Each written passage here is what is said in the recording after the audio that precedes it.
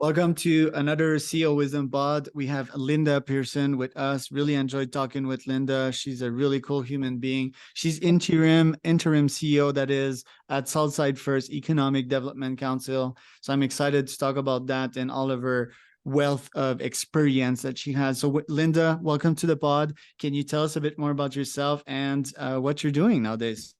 Thank you, Charles. Hey, appreciate being on here. Yes. So I am the interim CEO, as you said, of Southside First Economic Development Council. And we're in San Antonio, which is the seventh largest city in the country. So the south side of San Antonio is a huge region. If you draw the line across kind of sort of the middle, all the way to the county line. So we've got a large region. But since it's such a big animal, there's county economic development, there's city economic development, there's economic development organizations throughout the city. And then there's a lot of organizations that focus on the components like workforce development and entrepreneurial development and tourism, which is a big part of San Antonio. But then you got infrastructure and all those parts of economic development, which, before I got into this, everybody thinks you understand economic development until you really start drilling down and you're like, wow, I mean, pretty much everything is economic development. Right. It's the umbrella that covers our entire universe, pretty much. So, right. So there's no like communities and societies, and it's a complex, constantly moving organism. I want to talk about your experience. So I see Air Force there. I see also Fortune 100 companies. How did that shape you into who you are as a worker nowadays? I think it was one of those things. I wasn't one of those lucky people that, as a child said, oh, I'm going to be this when I grow up, and then went to college and became that.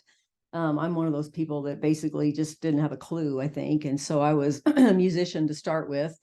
And so I just went into music in college. I was a performance major, classically trained and playing professionally. And then one day, all of a sudden realized, wait, I don't want to be a starving musician. And so then I got into the business world, and it's just maybe serendipitous, I think, because I'm very creative and I'm very innovative, and I can kind of come up with ideas that most people can't come up with out of the box thinking, and not afraid to take the initiative. So I think just with my skill set, I was able to advance very quickly. And so when there was a period of time that whenever I went to a job interview, I always got the job of the very first interview I went to. Found myself, I joined the Air Force after college, as a musician and a singer. I'm not a singer, I'm a flute player, but they asked me if I could sing, and I said, well, yeah, okay, whatever. Not realizing I would be the feature act. And so I was like, oops, I wasn't expecting that. It's like, oh, what am I doing? Okay. Anyway, and so, I've been in manufacturing, I've been in service organizations, I've been in all kinds of different organizations, nonprofits, at all levels, from the ground all the way up to the executive level. And I think taking from that, as you're an entrepreneur as well, an innovator. And so you take something from everything that you do, or every place you work, or every person you meet, or everything you read. And so if you retain what works for you, obviously, if it doesn't work for me, if I can't do it 3 days in a row, then I'm not going to do it. So, but what works for me doesn't work for other people. And then you just apply it to any other job you have. Anybody can search Google and figure out what you need to do. But it's the how you go about doing it and how you interact with people that matters, because you got to get things done through other people. So, right, and became an entrepreneur straight up in 2004. So how was that shift in your life? Well, and that was more of a, because I'm an older mom. So I had my career first, and then got married. It's time to have kids. The clock's ticking. So I have kids. The person I'm married to is very much an entrepreneur, couldn't work behind a desk to save his life. And so he's very much ADHD, extremely creative. So you got two very creative entrepreneurial people together, except nobody wants to do the busy, boring work. And that's not a good combination to have. But it was time to raise my kids. And so at that point, it was work from home, help him. And he was constantly changing. One day he'd come home and say, hey, honey, I'm going to have a boat business. I'm going to buy those pontoons I keep driving by, and then we're going to build a boat business. So create me one of those. And so I got really good at creating businesses literally within like 45 minutes. And this was back when, the domains were more available, but we didn't have all of the things that we had now. And so I put all of this stuff together, knowing that, okay, he's probably not going to build the boat business and get a monkey and put a pirate costume on him. So let's just appease him for now and go back to trying to figure out all this other stuff we got going on. But then people kept calling me for, had worked in HR and employee relations with all the people problems, which is where I found out I had a giftedness with people. And so people would call me, even though I didn't work. Hey, can you help me with this? Can you help me write a handbook? Can you, what do I do? Even dream interpretation. Hey, I had this dream. What do you think about that? And so I was kind of like the Dear Abby of business, life, whatever. And so, and so that's just a natural fit for being a life coach or an intuitive coach, I think is what I am. And then a mental coach, because a lot of it's, right between your ears. And so I still have that certification. I'm always helping people. I would prefer to just do it for free because it just feels weird charging people for something I feel like I should be doing anyway. And so I've always got that in the background. I'm very creative, so I have to have a creative outlet or I'll go crazy. And so for me right now, as an interim CEO, it's better if my creative endeavors are at least in line with my work versus going off to left field and starting to write a book or going over here and creating this series or that concept. So because it's dangerous. I mean, I know my strengths. One of them is creator. The other one is I'm an innovator, but I'm also an activator. So and an idea person. So I can come up with thousands of ideas, but if I can think it, I can create it. And so that's the dangerous part. It's like I keep reminding myself of what Steve Jobs said. He's most proud of all the things that they did not do. And I should hang that on my wall, as these are all the things you didn't do, because that allows you to then focus on the big picture and the key things. So there you go.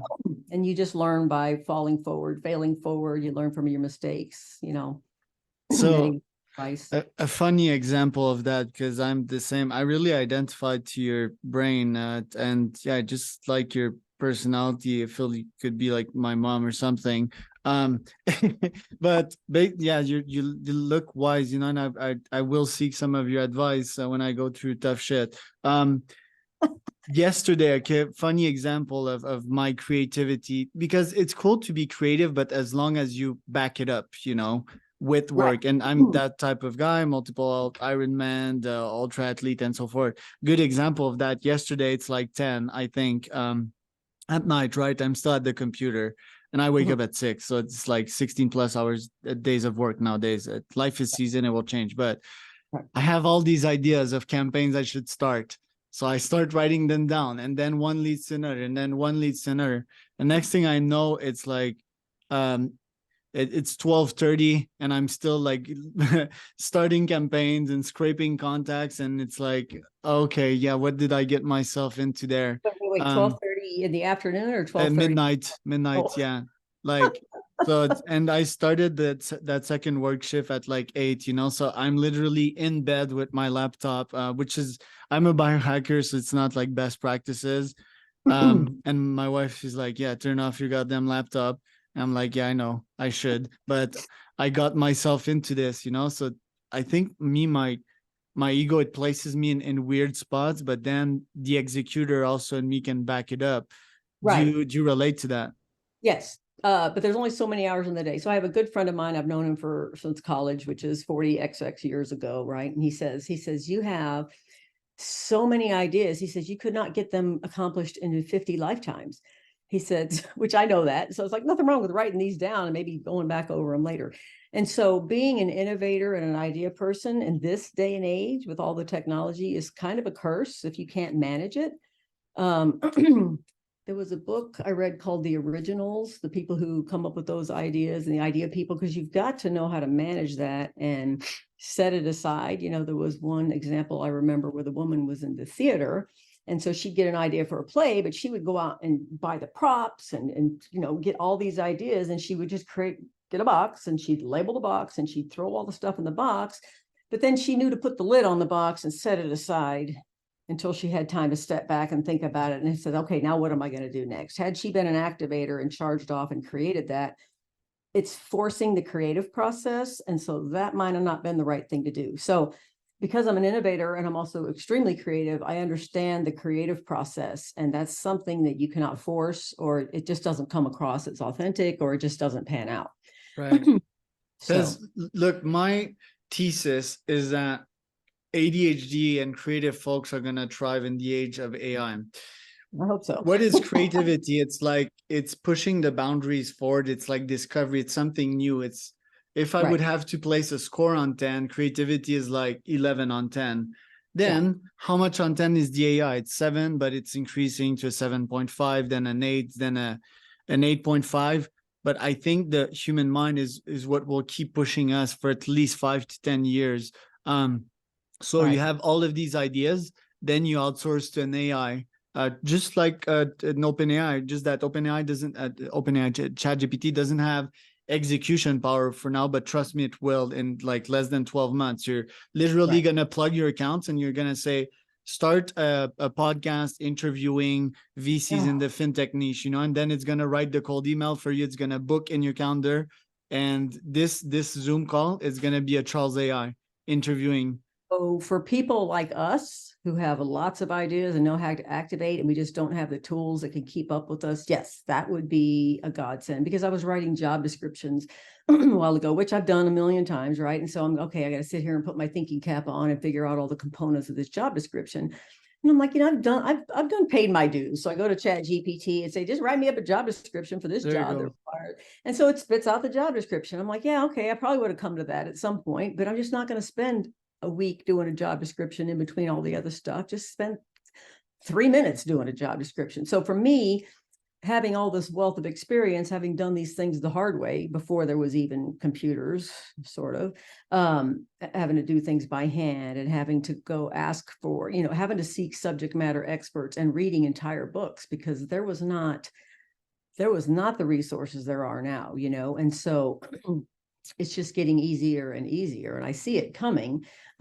But I'm not in a position right now as the CEO of a nonprofit to say, yay, let's do all these things, right? Because we've got funding restrictions, and then we've got goals and projects. But where I do is I apply the creativity and the innovation to finding out an easier, faster, better way to do what it is we have to do with less money and less people and There you faster go. There you with go. most impact. Yeah. Because you can, I mean, use cases are just endless, like writing a contract is also very cool. I don't like lawyers, they charge 300 an hour. They're arrogant, and I they hadn't even thought of that, but yeah, that's a great yeah, idea. some of them, right? Not all of them. I have friends that are lawyers. I was about to say liars. That's mean. And I was about to become a lawyer. Anyway, so that's another use case. One question before we get to the economic part, if we can take 5 more minutes here. I told you about me working in bed, right? Like, I start to see these things under my eyes. Forgot what they're called, which is very unnatural for me because I always took care of myself. Yeah, I'm cutting down on sleep. How can I spot or avoid a potential burnout? Yeah, you got to know yourself. You got to know when you're getting burned out. So I've got a couple things with myself, and I didn't know as a child. There's a thing called HSP, which is highly sensitive people, and it's not a disability. It's actually an evolution. So the easiest example to explain it is that think about the animals around the watering hole. The ones that are going to survive are the ones that are tuned into the entire environment, what they hear, what they see, what they sense, right? Except when you're tuned into the entire environment, it tends to be taxing on you, right? And so the ones who don't have a clue are the ones that get eaten. So 30% of human beings are highly sensitive. And so when you are HSP, and I joined this Facebook group, I had to quit. It was depressing because these people were like, I'm 50 years old. I wish I'd have known about this because I thought I was crazy. My life was depressed. People said, what's wrong with you? So it's like hyper noise sensitivity, hyper light sensitivity, hyper, what I'm wearing. I can't wear, people's like, why are you always wearing baggy clothes? It's like, well, because I can't stand the feel of clothes. If it's restricted, it's going to drain me. And so it's literally, and I stopped to think about it from the outside looking in. I'm like, God, how in the heck, you wonder how people manage. But I think all my life I've been figuring out ways to cope. So I would go under the stairs, family of 8, 6 kids and 2 parents and 8 dogs. And so I would go under this when I started. I didn't know what I was feeling, but I would go under the stairs, shut the little door thing, and sit in the dark for like 30 minutes until I felt better.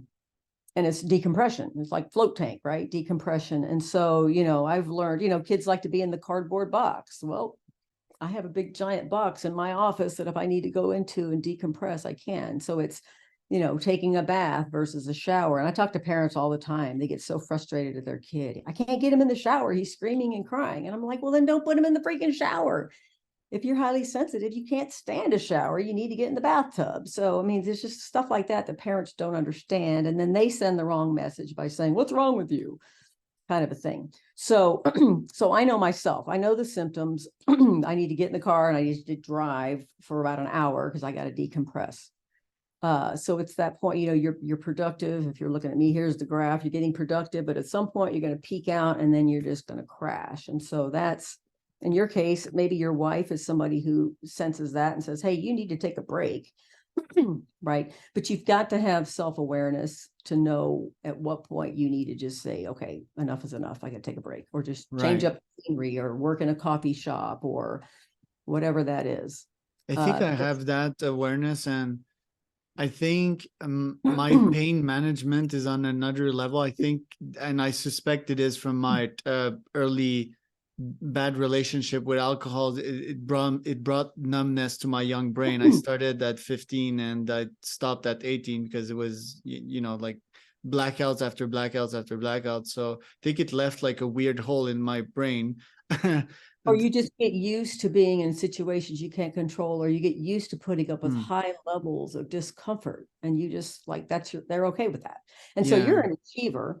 So you want to get things done, and you're an extreme athlete. So you're used to pushing things to the limit and wearing yourself out. So that's something I'm not that way. I can be that way about things, but that's something you do have to watch out for, because, you're pushing your body and your mind to the extreme. But twice lately, I run in a park near here at long distances, and twice I didn't complete the OCD distance I set for myself because I was like, yeah, my stomach is like not good and I don't want to shit myself in front of everyone. So I'm just going to go back home. And that's really unnatural for me.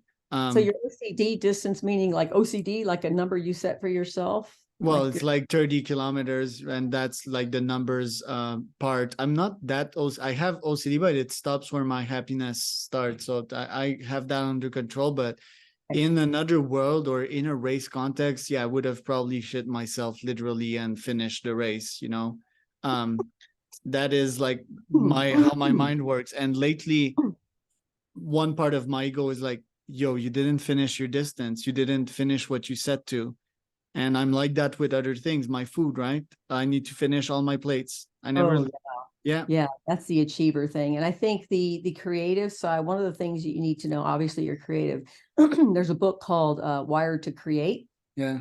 Anybody who's even halfway creative, I suggest that they read that. Now, people say, oh, I wish I was creative, when they see somebody painting a picture. What they don't understand is that we're all born creative. The life squashes it out of us to some degree. And so, but we're all creative in our own way, in our own situation. So when people say, I wish I was creative, I'm like, yeah, no, you're creative. You just got it framed wrong.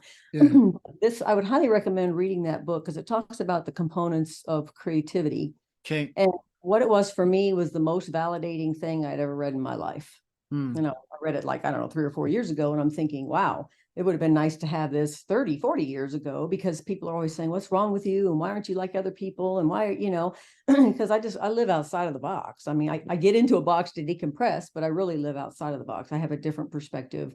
I'm able to pull data points together and come up with stuff. Usually everything I create has not been created before. So I'm kind of disadvantaged with that kind of thing. But but it helps in my job as a CEO, because everybody does things the same way. Well, if the goal is do it for free and do it so it's easy and fast, well, now you got to be a little more creative about that type of thing.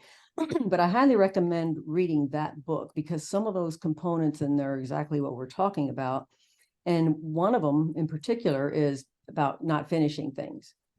It's actually a creative component. So just a real quick example, if I could. So Leonardo da Vinci, probably the most famous artist, painter. Polymath, Renaissance. So he's got the masterpieces, The Last Supper. He's got the Mona Lisa, which for any artist to have more than one magnum opus is a really wonderful thing, right? Well, what people don't know is that he really only painted or contributed to, and I hope I get this right, to like 17 paintings. So back in the day, the artist would paint, the master would paint the face and the hands, and then the apprentices would paint the clothing. But out of all the paintings he was involved in or painted on his own, I think he only painted like 6 by himself or something like that. And then he only really completed a handful of works completed. He's got the unfinished works and that type of thing. And the reason that is because, like I'll pick up a book and I'll get the nugget out of it. And as soon as I get what it is I'm supposed to get out of the book, I just set it aside. I do not read cover to cover. It's like some CEOs pay people to say, okay, read that latest book and give me the $1 million nugget, because I don't have time to read the book. So I'm that person that can pull the nugget out of the book and say, okay, and then use whatever that is. And so I didn't finish reading the book by design. And so it's like, when you are doing something in a creative capacity, you're doing it for some reason, and whatever it is, you don't really know what it is you got, but you just know. And then you don't need to finish that because you got what it is you needed to get out of that. And so, when people say, I don't need to finish anything, it's like, well, I got what I needed to get out of it. So I'm not supposed to finish that, which some people think, oh my God, what the hell? You know what I mean? Obviously I don't do that with work. Well, I got enough out of that, on the budget or the whatever. I'm not going to finish that, Right. But when it comes to me, it's like, if I'm interested in something and something bubbles up, I go there for a reason. And I don't know what it is, but a year or two down the road, it'll be like, oh yeah, that's why I needed it. And that's what Jobs talks about, which is being able to connect the dots. So you explore all these different worlds and all these different things, and you capture all these ideas because it's just for some reason something catches your attention. And then when you need it, it's the ability to be able to pull all that information together at the right time and the right place. And so that's kind of what sums up creativity. If you're aware, creative people are aware of everything, very highly sensitive, but they're able to pull together what it is they have access to when they need it. Yeah, so more chaos. Chaos is interesting. More on that later, but yeah, the book thing. I mean, GPT, like you feed it the book and you ask it like what's up in that book. That's something I'm doing nowadays, and I think the insights you can get by reading multiple books at the same time, like is what I used to do. I used to read 150 books at the same time, so that's my extreme part. Right, always reflected, but no, that's super interesting. Right. The one thing I don't think AI is going to it's not going to have intuitive abilities. And so I'm highly intuitive.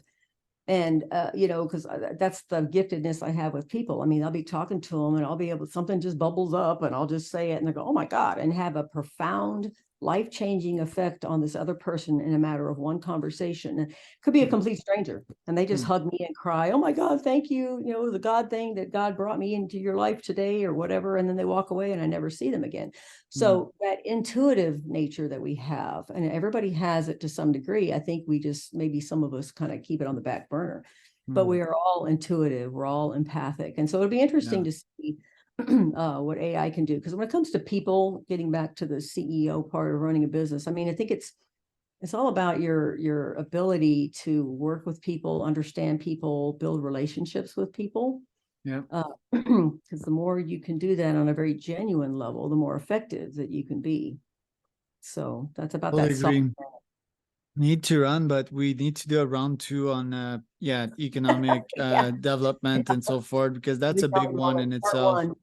Yes, it is. Sorry, you and I we could talk for hours, obviously. Yeah, there you go.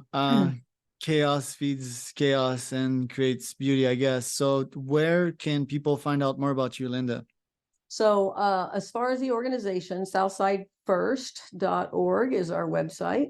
We've got some changes coming to it, but at least for right now, there's a lot of information out there, resources that small businesses can connect to.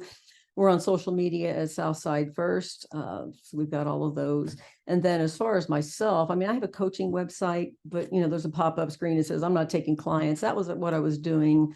One of the things I was doing before I got this job, because I wasn't looking for a job when I got this job, which actually was probably a good thing because it came in with a fresh approach.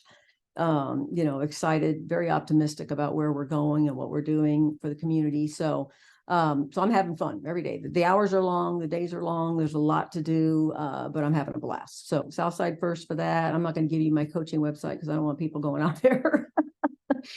You So- already have enough, I guess. And I But am I'm Charles I'm Cormier. sorry.